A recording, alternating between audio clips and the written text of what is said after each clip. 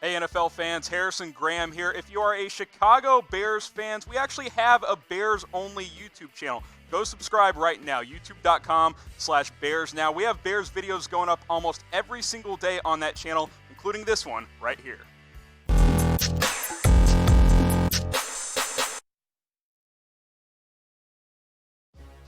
Welcome into Chicago Bears Now. I am your host, Harrison Graham. NFL Combine is over, so it's time to do another mock draft, the second one that I have done here on Bears Now. If you're watching on our main Chat Sports YouTube channel, probably didn't see 1.0 because, well, we only posted that on our Bears channel, so go check it out and subscribe at youtube.com/Bears Now. This is kind of the news and notes with the Bears for the draft. No first-round pick.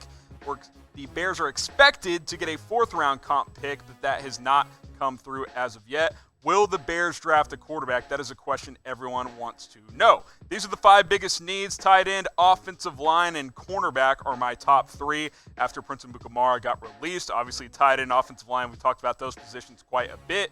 Edge rush help opposite of Khalil Mack, and then wide receiver. Got rid of Taylor Gabriel. Needs someone to step up and take on that role. All right, let's get into my mock draft. Again, no first-round pick, so we move to round two. Pick number 43, Kenneth Murray. Doesn't fill a major need, but he was by far the best player on the board, so I went ahead and selected him. You plug him next to Roquan Smith, you are good to go at linebacker for the next decade if you choose to do so. Explosive athlete, has great range, sideline-to-sideline linebacker, wants to make every single tackle, every single play, which is what I like about him, relentless pursuit. Again, I chose to go with the best player on the board. Danny Trevathan, Nick Kwiatkowski are free agents. I think Kwiatkowski is going to be back, but if a guy like Kenneth Murray falls in your lap, hey, don't have to bring Kwiatkowski back. Obviously, free agency comes first, but we'll see how that plays out. I opted to go linebacker here. Kenneth Murray is a first-round talent. If you can get him in the middle of the second round, that is really, really good value. Tackles for loss, off the charts. 4 sacks as an interior linebacker. 4 pass breakups. I like Kenneth Murray's game a lot. He can play inside. He can play outside linebacker in a 4-3 scheme, not as much in a 3-4 scheme, which is what the Bears run. But I like his versatility. Excellent tackler. Really, really good pursuit. Was a captain at Oklahoma. Just an outstanding player and an outstanding talent. Question for you, Bears GM. Do you trust him? Ryan Pace. Do you trust Ryan Pace? The Trubisky pick, not looking great. Some other picks in the past, not so much. Big NFL draft for him. Type Y for yes, type in for no. Let me know if you trust Ryan Pace. Kenneth Murray's combine numbers, he was very good. 4.52, it's a good number for a linebacker. Vertical jump, shows the explosiveness at 38 inches. Good broad jump as well. Really strong player also, 21 reps on the bench press of 225 pounds. Here were the other players on the board when I selected Kenneth Murray. J.K. Dobbins, the Ohio State running back. Jalen Reagor, a player we've talked about some. T. Higgins, took him in my last mock draft. Opted to go Kenneth Murray this time. Austin Jackson out of Oklahoma. And then Matt Hennessy, the Temple offensive lineman. What do you guys think is the better draft strategy? Type 1 for best available. Type 2 for fills a need. What do you think the best strategy is? I went best available here. So I think more often than not, I'm typing my 1. Obviously, every round it depends. Depends who's on the board, but I think you can't go wrong if you take the best available player. Now, Bears fans, Chicago natives, St. Paddy's Day just around the corner. A week from Saturday, the Chicago River, it's going to be dyed green. Why not get a St. Patrick Bears edition shirt? $19.99, 30% off right now. You won't find a better deal on this t-shirt out there. Go to this link, chatsports.com/BearsGreen. I'll have the link in the comments, have the link in the description. Again, that is chatsports.com/BearsGreen. St. Paddy's shirt, celebrate properly. Get a Bears St. Paddy's tee at chatsports.com/BearsGreen. Speaking of Jalen Reagor, had to take him. He was sitting there at pick number 50. Explosive athlete, elite game speed. Sure, didn't run great in the 40 at the combine. Who cares? It's not that big of a deal. It's not like he ran a 4.7. He ran a 4.47. He's going to be just fine. He was top 2 in both the vertical and the broad jump. Showed off his explosiveness. Bulked up a little bit too much. I think that is what attributed to a little bit slower speed. But you watch him on tape, he's very twitchy, very fast, really explosive player. Gives the Bears a speed option on the outside, which they have not had at his size in quite a while. 5'11". Taylor Gabriel was only 5'7". Production went down a little bit last year, playing with the freshman quarterback. Not super surprising. TCU's passing attack was atrocious the past couple of years, really, which is amazing what he did in 2018. But in 2019, dealing with the freshman, not too surprising. Don't worry about the lack of production. He is still an excellent player. 14 touchdowns last couple of years, and he is good on special teams as well. Here were some other players on the board. J.K. Dobbins still there. I couldn't believe it at pick 50. T. Higgins. I went Reagor over Higgins in this case. I went him over K.J. Hamler as well. Ashton Davis, the safety out of Cal. And then Justin Matabuke, the defensive tackle out of Texas A&M. Now pick a receiver because Higgins was there. I took him last time in my mock draft. Type H for T. Higgins, type R for Jalen Reagor. Who would you rather have? I think a lot of it's fit. If you want a physical, big target, T. Higgins is your answer. If you need some speed on your offense, you go Jalen Reagor. I think the Bears need some speed, so I'm typing my R for Jalen Reagor. You can't go wrong here. Higgins, Reagor, go ahead and let me know which receiver you'd rather have.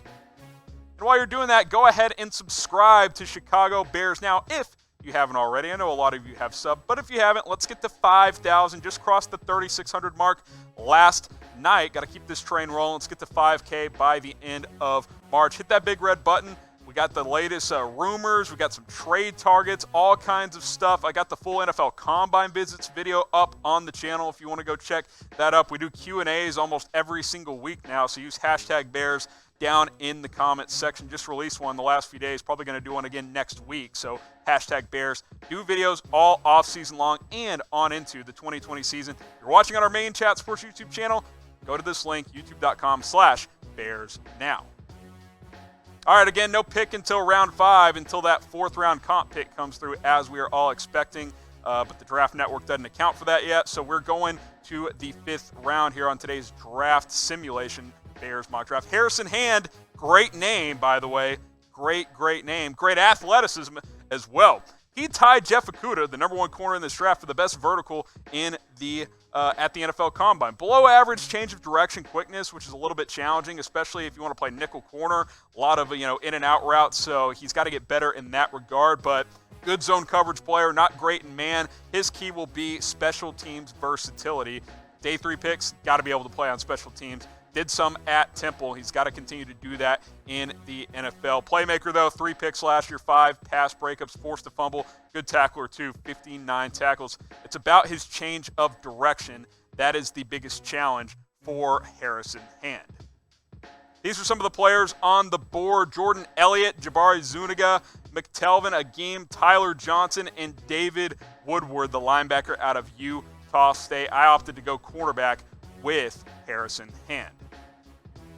Next up here, Jonathan Garvin as we get into round 6. NFL body, 6'4", 250. He has some upside there. He can play right away with that frame. Good against the run. Pass rush needs a little bit more work. Gets pressures, doesn't have a great first step.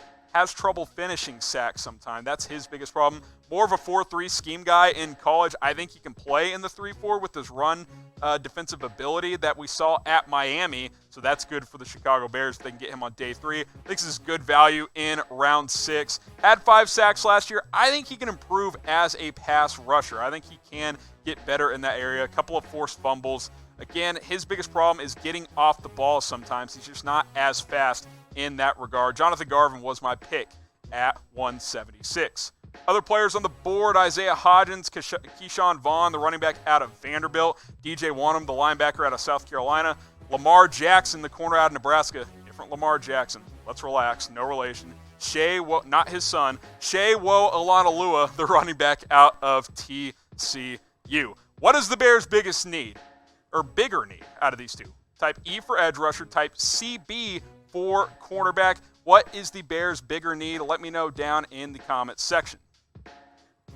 Now, today's show is brought to you by BetDSI, the internet's #1 sportsbook. Go to this link, chatsports.com/bet. Use our promo code NFL120 to get that 120% deposit bonus. The XFL, NBA is going on, MLB spring training. You can bet on it all. Chatsports.com/bet.